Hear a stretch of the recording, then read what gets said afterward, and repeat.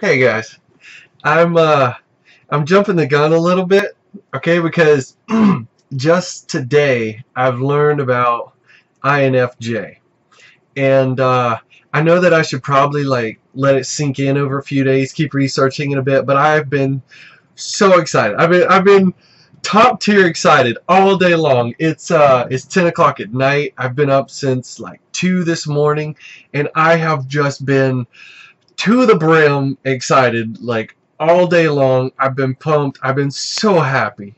So happy. I feel like I've lived my whole life as the ugly duckling, the black duck in the white family, and I've just been different. And it's like reading about, hearing about, learning about the INFJs is like I found my family. it's oh So like even even this excitement is I feel like it's dumbed down a little bit because I have just literally been so energetic and excited the whole day long, and I couldn't not make a video right now. So uh, I wrote down some notes of some of the things I heard over the videos I heard today, and I definitely wanted to share them with you and share personal experiences, and just a lot of off the cuff stuff. But yeah, one of the comments I read today was, yeah, okay, so like I've been on YouTube for 10 hours today, just watching video after video after video, learning about in-depth INFJs and just more about myself, self-discovery. That's what we love. And oh, but one of the comments, it was like the first comment that just spoke to me so much. It said, "I'm an INFJ, and if you're reading this, I love you." And I was like, oh my god, yes. And then when I got to learning that we're one of the more, well, we're the rarest personality type, I was like, yes, I totally agree, because my whole life I felt like I'm the only one that thinks the way I do. I don't know a single soul that I could say thinks the way I do.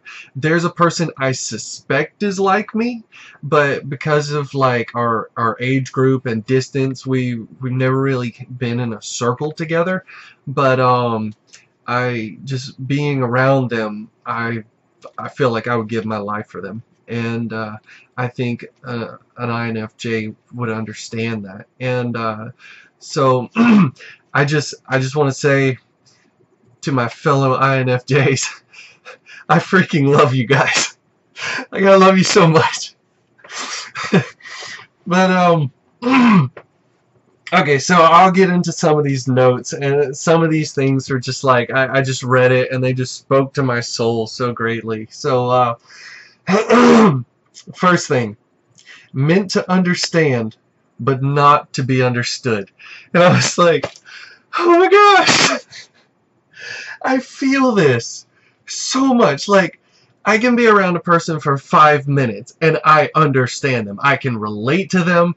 They don't even have to really talk. I understand them. But when I get around people I love and I want to be understood by them, I feel like I spend so much time explaining myself, because whatever I'm saying, they just don't comprehend. I feel like I'm speaking Egyptian hieroglyphics to everybody. Um, so again, I love you guys. I feel like there's a group of people out here that are actually going to understand a video I'm going to make. I know my video is my channel it's mainly a Christian channel, and but if you were to go through and watch some of the things, you'd be like, wow, this Joker is so INFJ. Because there's times, like, I've talked about depression before, and I'm like, depression doesn't seem like a strong enough word, because I don't think you're going to understand it how I mean it, because I've never met another person that went through painful depression, or as painful as a pain that I felt. Like I still don't even know how to but I just know that another INFJ would be like, say no more. I understand. It's just, even just the thought of you thinking that is so comforting. It feels so good. So the second thing, it follows closely. Spends a lifetime to understand themselves. I'm like, man, this is so true. I tell you what, when I was just telling you like an INFJ's thought process. When I was 18, I remember thinking to myself, I'm twice the person that I was when I was 16. And then when I was 20, I remember thinking to myself, I'm twice the person that I was at 18. And it seems like every couple years, I always felt like I was so much stronger a person than the previous 2-year younger version of me.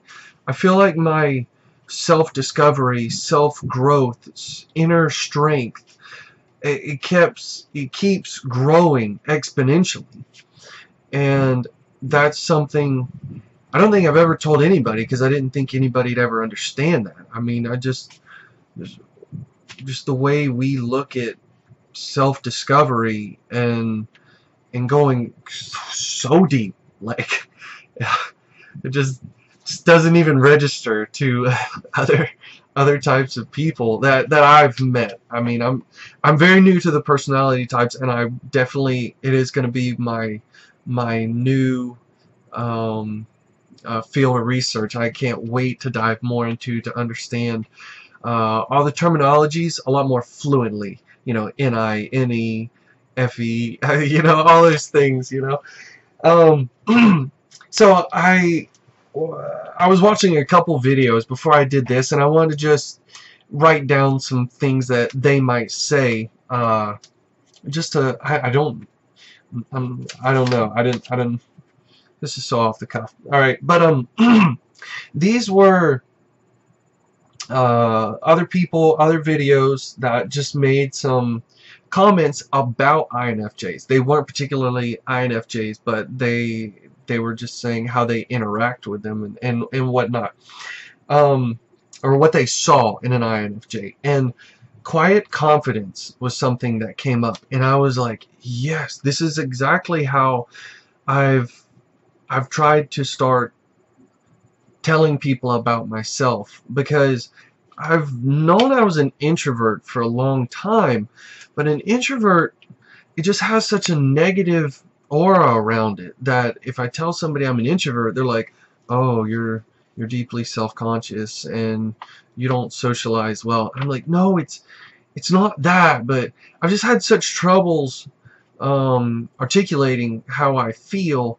and doing all this study about the INFJ and introversion and some other things. Like, they've helped me find words to how I'm feeling. So like, this quiet confidence, I totally relate.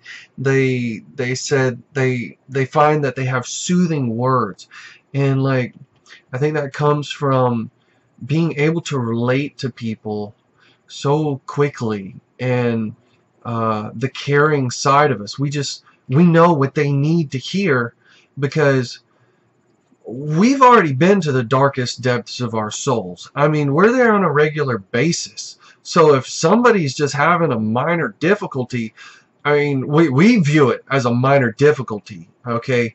But they may think of it as a mental breakdown, and we're like, oh, that's not a big deal, bro, or girl, or whatever, you know? We're like, oh, just do this or do that, or, you know, we've already walked that road, and we're just so happy to help other people out, a feeling of usefulness. And it kind of follows with this other one. They said it's almost as if they anticipate emotions, and I totally think back to times where I would finish a person's sentence, or they were isn't that the story of my life? Like, if another person has trouble finding the words to say, I can always seem to jump in and help. But whenever I struggle, there's no help. Um, okay. Another person, excuse me. I know I'm sick. I've been terribly sick the past few days, but just so happy right now. Foster closeness. And this is something that was kind of a difficult thing for me to wrap my mind around. 'Cause I think there's so much that we do is subconscious that we don't. There's so many things we don't realize we're doing until somebody else points them out. And foster closeness, like, I would have never thought myself as that until I really began thinking about it. And like, it's something that's, you know, I wanted to make a spiderweb analogy because it's touching to something else that sounds irrelevant, but it's relevant. Okay, like, I've been seeing how I'm a hugger. Like, I see a friend that I haven't seen in years, and it's another guy, bro, like, I would die for you. I'm not shaking your hand right now. I am giving you a hug. Like, I love you so much. I would give you my heart if you needed it. I'd give you a lung, a kidney. I just whatever. It's that feeling of friendship. It's an interesting thing to an introvert because we want it, we crave it, but it, in a paradoxical way, it's like it's very difficult for us to find. Like, if I was to count my real friends, okay, I'd name 2 that I talk with on a weekly basis. The other 3, I may talk with it every now and again, but I'd still give them a lung. I'd still give them my heart if they needed it, you know. Yeah, maybe that answers something. So jumping a little bit, because I hear about it mentioned here and there, but it's like this intelligence, but I want to talk about it as cleverness. I wrote down a little something that I've done personally that it makes me think of. I've called a person smart, but I really wasn't giving them a compliment. And what I mean by that is, say it's smart to be a shrewd boss, but I could never be that way. Like, I make a distinction between intelligence or being smart and wisdom, or even being nice and being smart. Okay, because a businessman, a boss, is very smart if he can cut costs by being shrewd with his employees. Okay, and I may be speaking to someone and he's talking about that and he's saying, look at how smart I am, and I'm like, yeah, that's very smart, dude. But I'm not giving you a compliment. I mean, like, at least not from my perspective. I'm not giving you a compliment. That's, yes, it's very smart, but you're taking advantage of people. And to me, people are more important than things. So I find myself when I feel like this is, I'm wanting to broaden this topic, and I'm trying to keep it small at the same time, so I'm struggling. But I make clever remarks, and it seems to go over people's heads. And I don't know, I find some joy in it, some reason.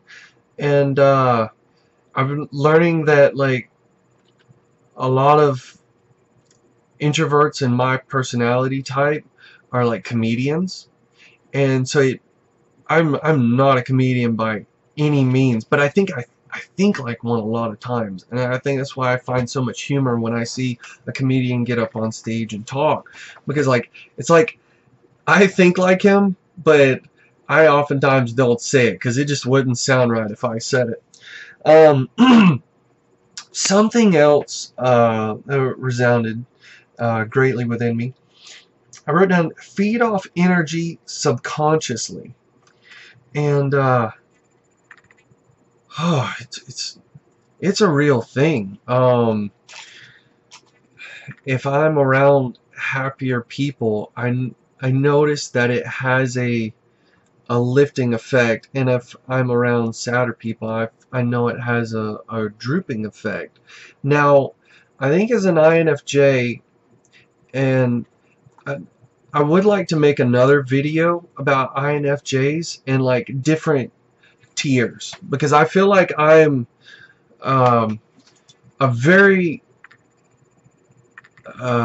learned of myself. Like I'm having a terrible time saying this, but okay, say if there was I'm just gonna blurt it out. If there was a beginner, intermediate, and expert tier of INFJ, okay, whereas the beginners, they struggle with the darkness that's within them, and then as you move up, you become more in control of it. I'm just gonna say that to just kind of neatly wrap it up, but but the feeding off the energy that's around you, like I can, when I try to talk to other people, I'll say things like it's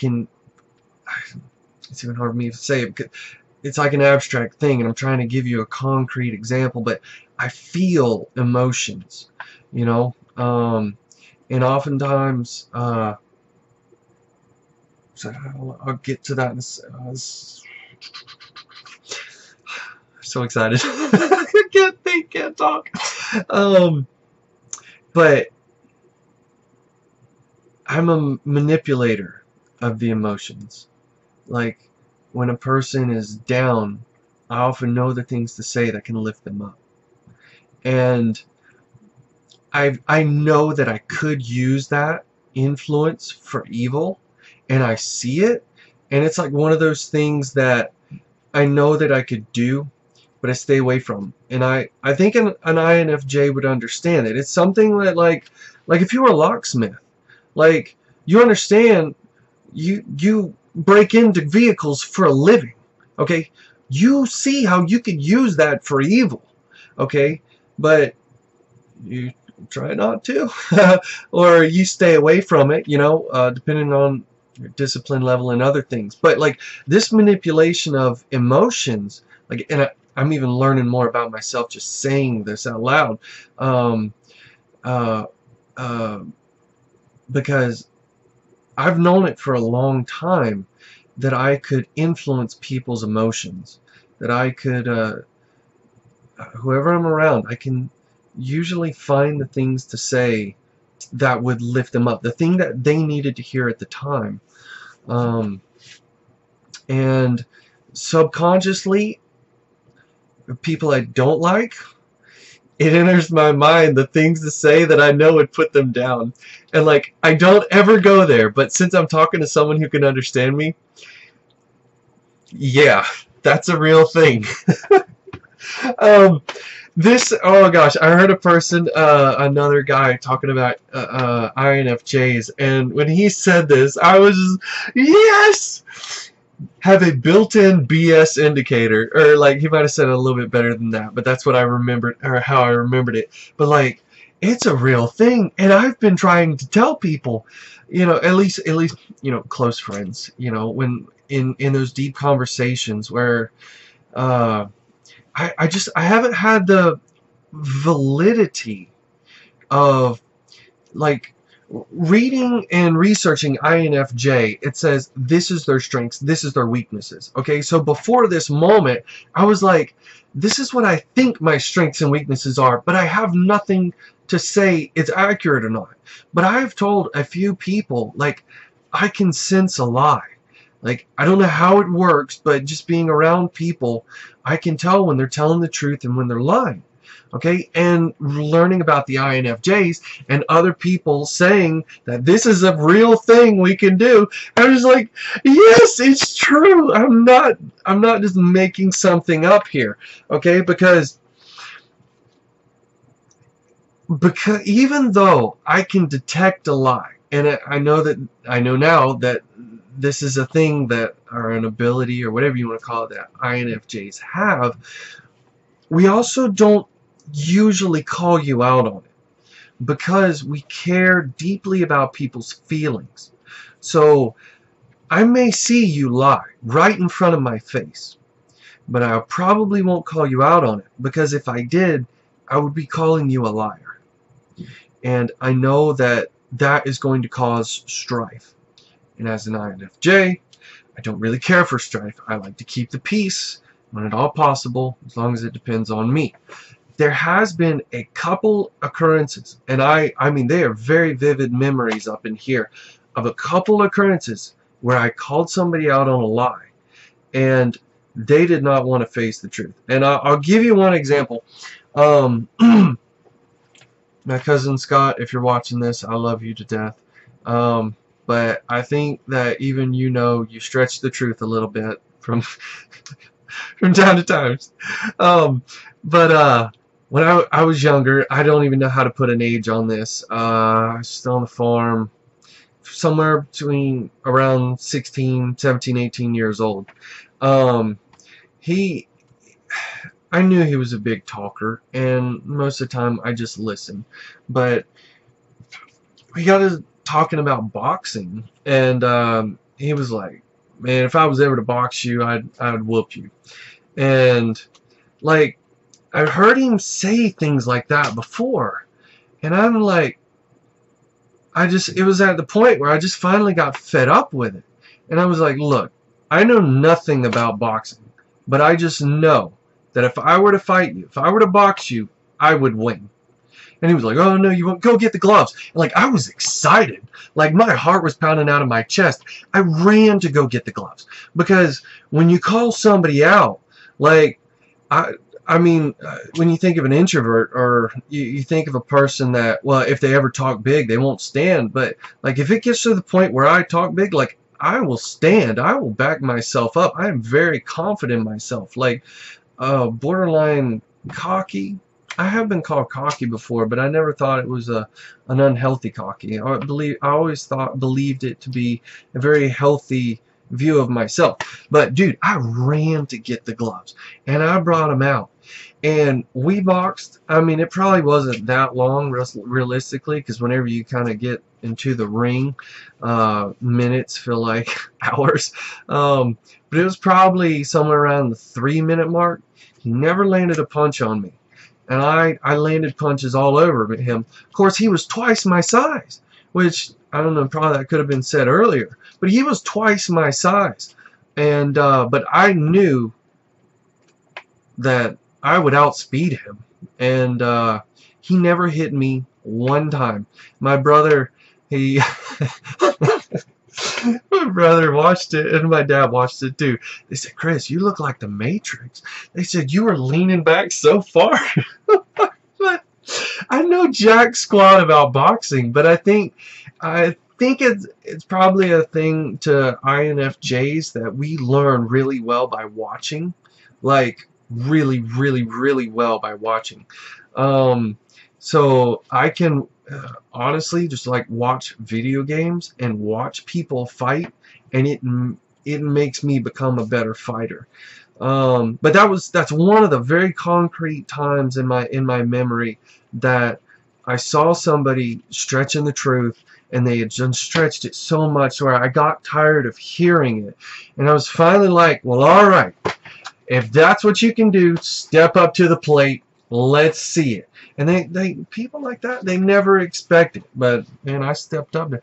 There was another time I called somebody on it, and oh, they did not like me. And it really hurt, because it was a person I cared deeply about. But I was like, look, I can tell this isn't the truth. Your story's been different, the half a dozen times you've talked about it. I can tell it's not the truth. And hey, they did not like to hear that. Anyways, I got such excitement hearing about the INFJs, that they can spot lies. Is just, we read emotions so well. Like, it's ridiculous. We can tell when your voice is off, when your eyes look a different way, the throat swallow thing. Like, we are the ones that hone in on all those little tiny details, and it's just a natural thing we do. But again, we won't always call you on it. So we'll hear you lie. We'll know you're lying straight to our face, and we'll never call you on it because we don't want to hurt your feelings. And I think that has some positives, but sometimes could be negatives. I think that's why I normally only let it go so far. If just don't tell me the same lie way many times. I will eventually get tired of hearing it and call you out on it, and then you're gonna hate me. But feed off energy subconsciously. There was a little bit more I wanted to put to it. I enjoy being around animals and kids because of their innocence and overflowing happiness. My brother has 3 children, and I love being around them. I mean, to tickle them, to get them to smile. Again, with that emotional manipulation, like I think it comes easier for the INFJs to go up to a kid, and you just know how to make this kid happy, and you're gonna push the buttons till the kid laughs. You're gonna keep trying different things until that kid laughs, because it's like it's energy going straight from them to you. And so being around kids, oh my gosh, I love it. It's just so energetic. I don't know, it's food for my soul or something. I don't even know how to put it all into words. And dogs, it's the same thing with a dog. Although a lot of my friends would probably be like, I really didn't see you for a dog lover. But it's there. I mean, dogs, they are so happy when they see you. I just love being around you. Oh, okay. Maybe forget I did that. No, but no, I think you understand. Like, the excitement of them being around you, it just totally, just the energy just goes straight to you. And yeah, I think the reason why I mentioned my friends probably wouldn't see that, because it's just one of those daggum things. I don't like the smell that dogs have, or the hair shedding. I hate getting hair on my clothes, and maybe that touches into the perfectionist side. But yeah, I don't know. But so oftentimes, if it's a dog that smells or sheds, I'll only touch them and pet them before I get a shower. It's just, I don't know, just something I do the way I am. Paradox. They love people, but they're also introverts, so they need alone time. So incredibly true. It's an interesting paradox that we all have to deal with and figure it out. But I love. Okay, I have planned a trip. I'll tell. I was gonna mention.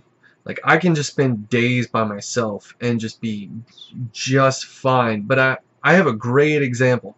I have planned a trip in March.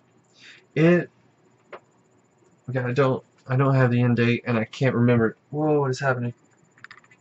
I planned a trip in March to Cancun just by myself. It's like a whole week-long trip. I planned out the 4 different places I was gonna stay. All Airbnb, all by myself. Like, I just want to go there and relax on a beach. I want to go see Mayan temples.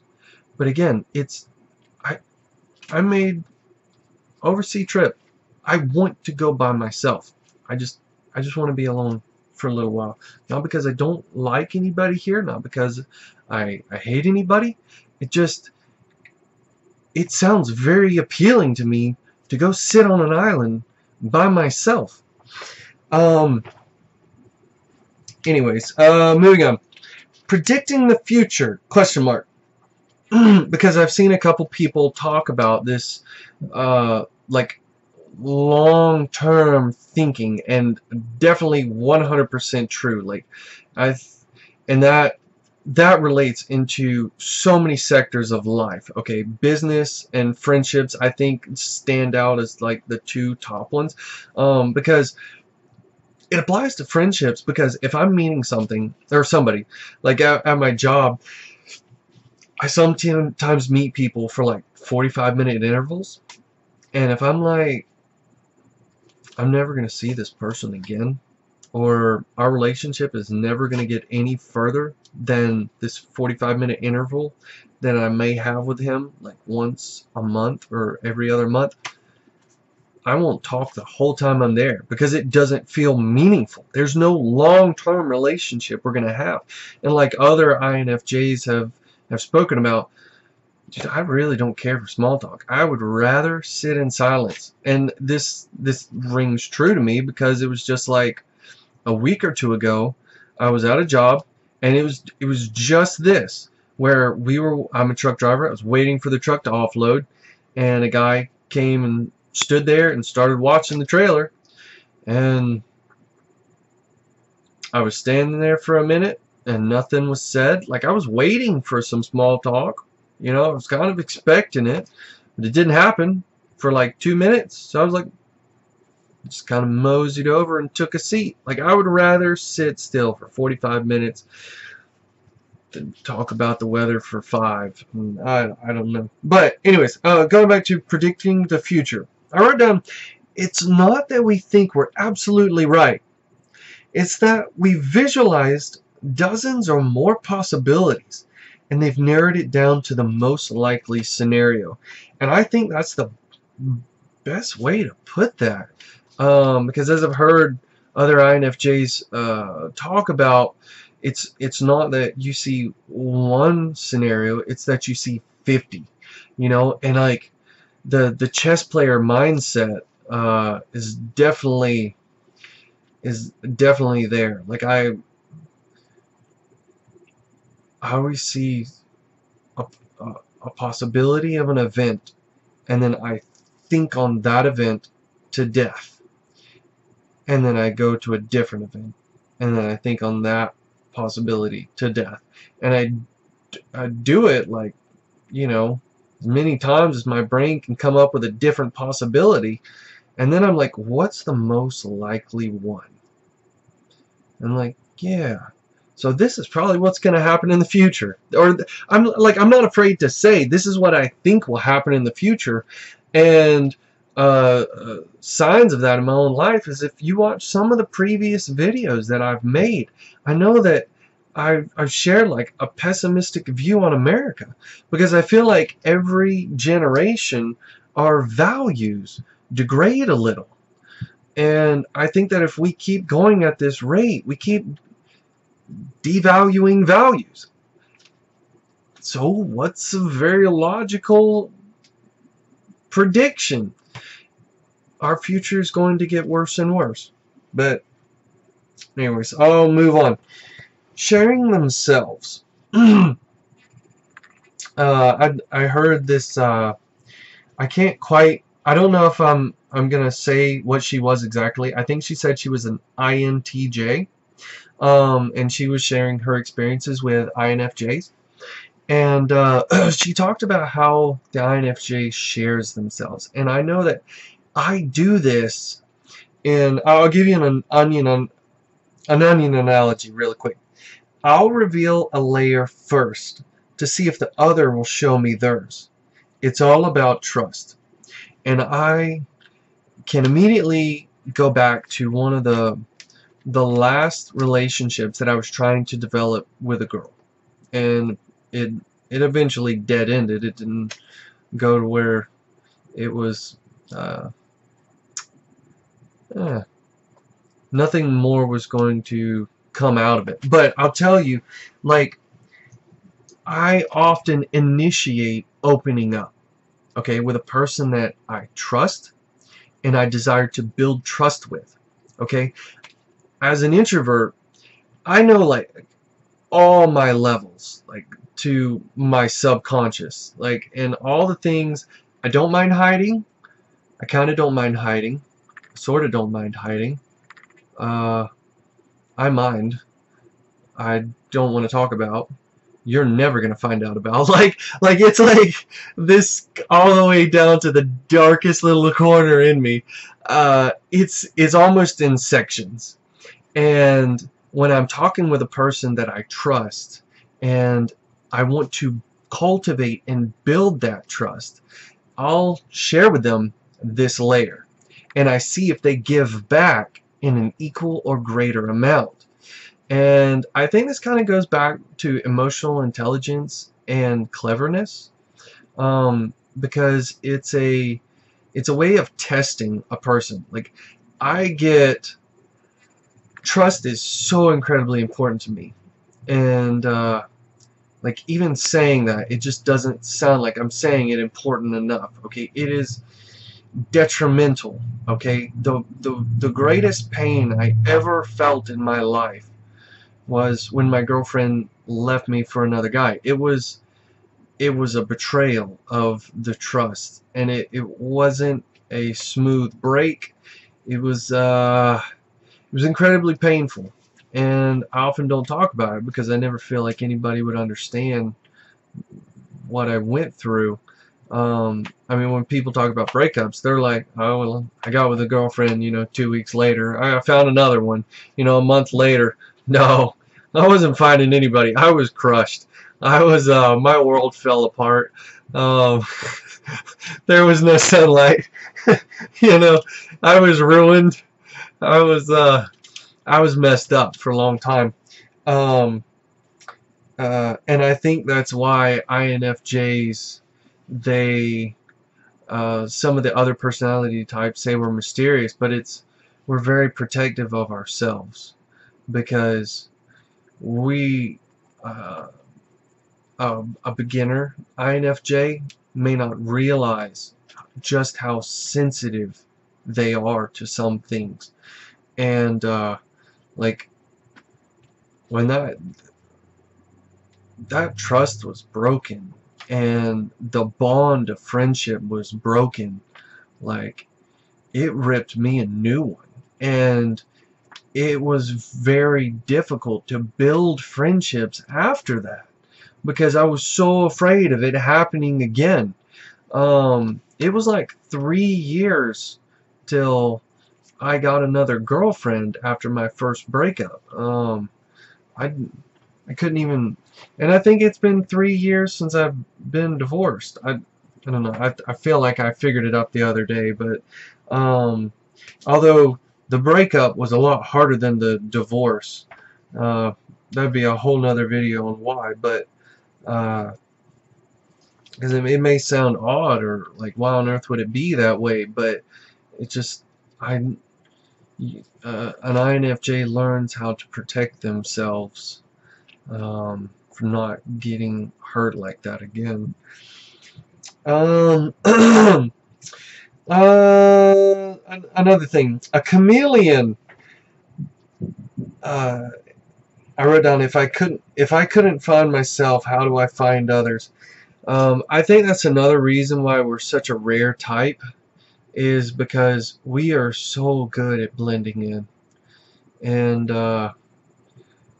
I've told people recently that I can act like an extrovert, but it's more like acting.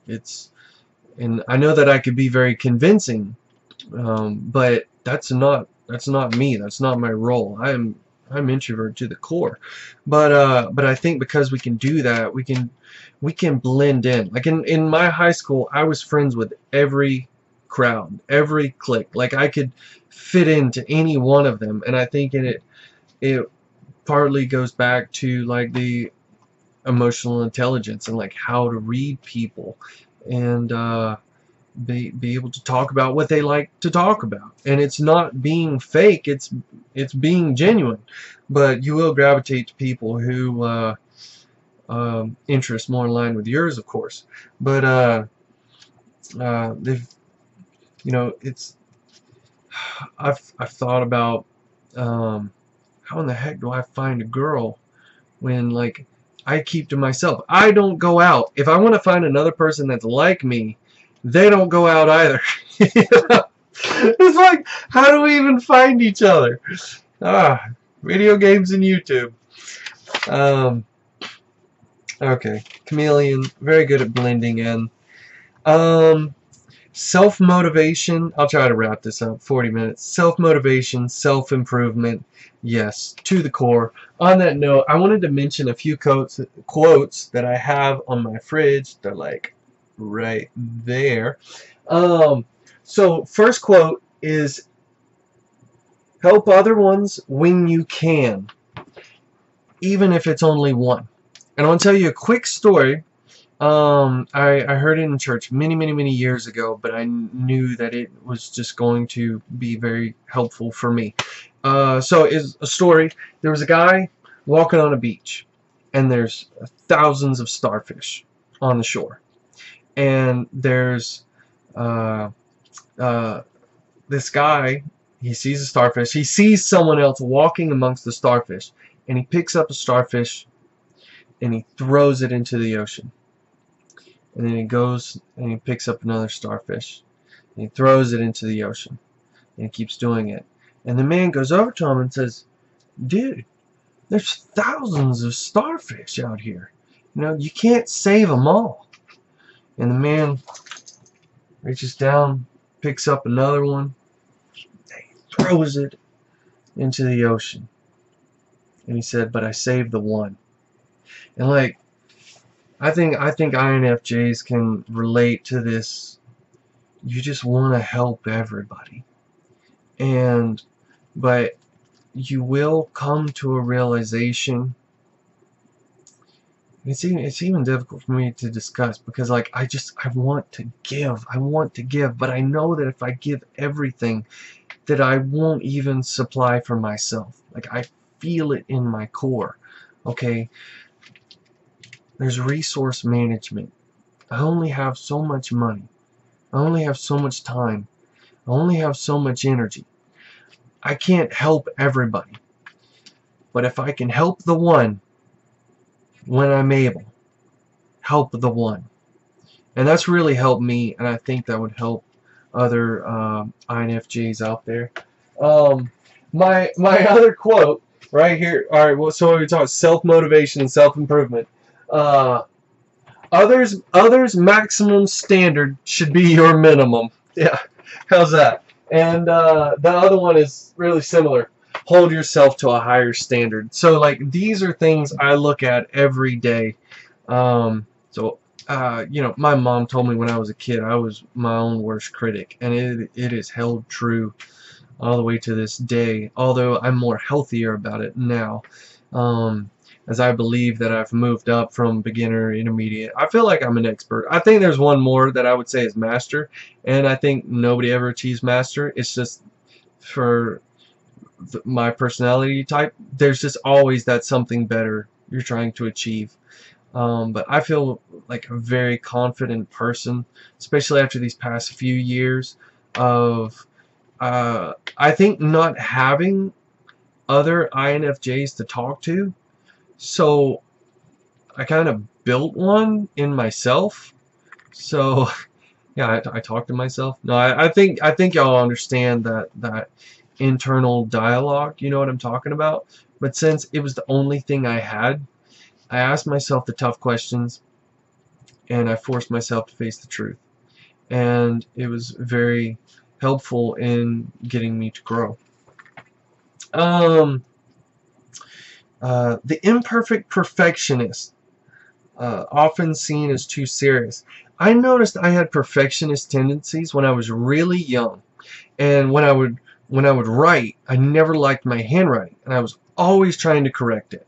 And I realized that I was over perfecting, that I was making things look worse by trying to perfect them. And I saw it at a real young age, and I kind of was just like, look, it doesn't look good when you're trying to be a perfectionist.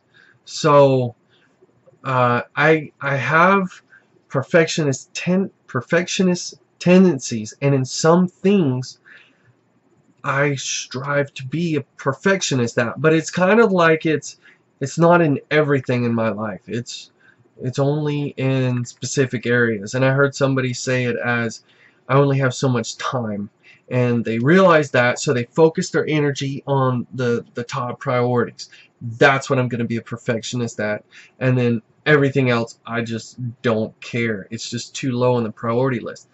And even right now, like, I think of video games.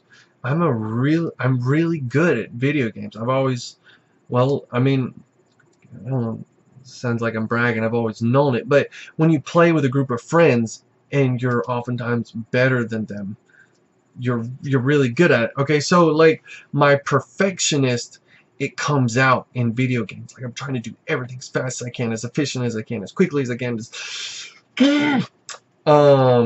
but like I'm looking at my bed right now. It's not made. Like I don't care. It's gonna be messed up. You know, I get in it this afternoon. So like some things perfectionist, other things I just don't care. That's why I like that line when I heard another person say the imperfect perfectionist. Like it just sounds perfect.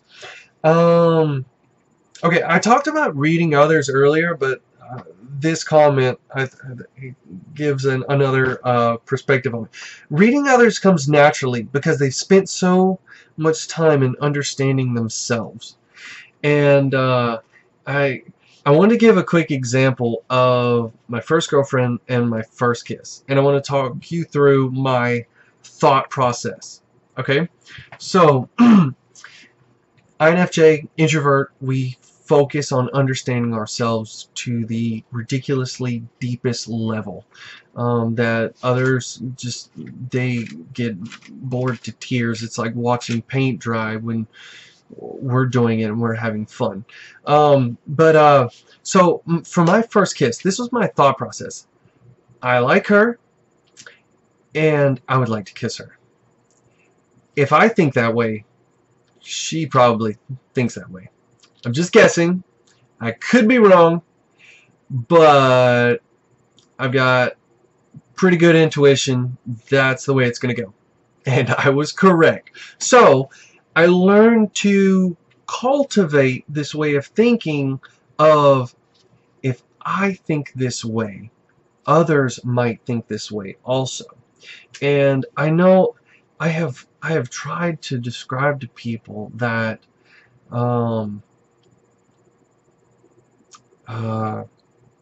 I can read others, and they just totally don't seem to grasp it. And I've literally made like 2 videos talking about how to read others, but you can probably sense my hesitation if any of you INFJs go watch it. You sense the hesitation because I don't think I'm talking to people that think like me. Okay, I'm trying to teach I'm trying to think of some analogy, but there's not really one needed. It's just the way an INFJ thinks and perceives. It's just sometimes so drastically different than everybody else. It's just hard to fathom. So I had a lot of hesitation in making those videos, but I still wanted to make the videos to try to help others, because to me, I think anybody can read people. Like if you just kind of cultivate these ways of thinking. But the Sun Tzu quote in The Heart of War, if you understand yourself and you understand your enemy, you should never fear defeat in 100 battles. And I'm like, this guy was an INFJ, because that makes complete sense, like even before I was ever told it. You know, it's kind of like that. Why didn't I ever think of that? And that movie, the Jet Li movie, Fearless, you know, on the front, I was trying to think of it earlier. I don't know if I'm messing it up a little bit, but it says, mastering your opponent, you become a warrior, or a great warrior. Mastering yourself, you become fearless.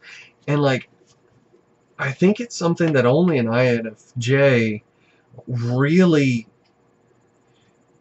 seeks to develop this, because I think other people can be like, oh yeah, that makes sense, but people like me, we really seek to develop this, and we see that in understanding ourselves on the deepest level, it helps us understand how others think and feel and act, and oftentimes even before they do, because we are just so internally. And one last thing I wanted to talk about was tuning out negative people. And I wanted to give you an example. I told this to my brother the other day, and it kind of fit better in the context of the conversation I was in with him, but I just kind of want to blurt it out here. I probably shouldn't say the relationship, but it's a very negative person in my life, and I I could not avoid being around them. Okay, but I never let their negativity. Okay, it's a little difficult to say that. It's a big stretch, but I was pretty good at not letting their negativity affect me. Okay, it was unavoidable. I had to be around this person. I tried to avoid them as much as I could, but the trick as an INFJ, if you're around a person that you can't be a jerk to, because that's not us. We don't have that. I'm going to be a jerk to you to get you out of my way. We're more if we could cut you out of our life and just go away, that's what we want to do. That's what we naturally want to do. But if there's a person we can't do that with, unfortunately, we have to be around this negative person. I never listened to a thing they said. Like, I let it go in one ear, out the other. I smiled. I said, yes, ma'am. Okay. And I never let it sink in. I never took it. And I think that would help other INFJs that are probably younger. I think as an INFJ gets older, they naturally learn this about themselves. But man, I've learned to do it really well. Oh, but tune out negative people.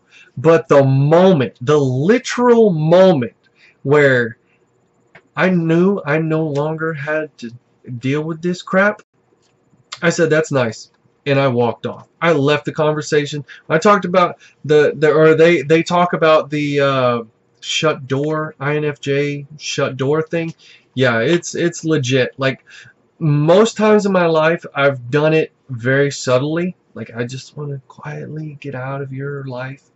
And but no, that person, for way too long, I had no choice but to be around him. But the moment I knew I didn't have to be around him anymore, but I walked out of the conversation mid-sentence. I walked out and I said, bye-bye. That's nice. I was in that respect, I was polite about it, because I literally said, that's nice. And I walked out.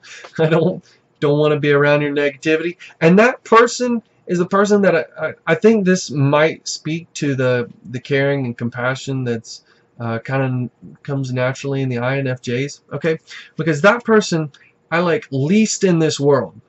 And on the deepest, going into the deep thoughts, this is the worst thing I can bring up to say about them. I hope they go to heaven, but I hope I'm on the other side of it. Like, I still want them to go to heaven, but I don't want to be anywhere near them. I want to be on the whole other side of heaven. And that's the harshest thing. I like that person least out of any other human being alive. And that's the harshest thing I can say about them. And if I was speaking to any other crowd other than an INFJ, I think they would think I'm bragging. But I think that you understand what I'm talking about. I respect some of the other personality types that they can be mean, they can be a jerk. Sometimes I think a person needs to be a jerk. They need to say, listen, you need to shut the hell up, or what you're doing ain't right. I ain't taking it no more. I think there is a healthy side of it, but it's very difficult for me to get there. And in fact, the last video before I made this video, a person said it's very difficult to insult them, and it really is. We're very forgiving, and I think that if a healthy INFJ, they're, and hopefully they have a relationship with God, it really helps them in the forgiving process of not becoming resentful. Because I think it's easy for us to become resentful, especially the introvert side. We think a lot more thoughts in our head than what we say aloud. So, you know, when somebody hurts us, we tend to hold it inside. But through reading the Word and my relationship with God, I've really learned to give Him that negativity, or to say, God, I'm hurting. Can you take this? And I learned to give it to Him. You know, the Scripture says, "Come to me, all who are heavy laden," or whatever it says, heavy burden, and I will give you rest. You know, take it to heart. Live by it. With that being said, I know this is a super long video. I've been so excited. I hope you enjoyed it, and I'll see you guys later.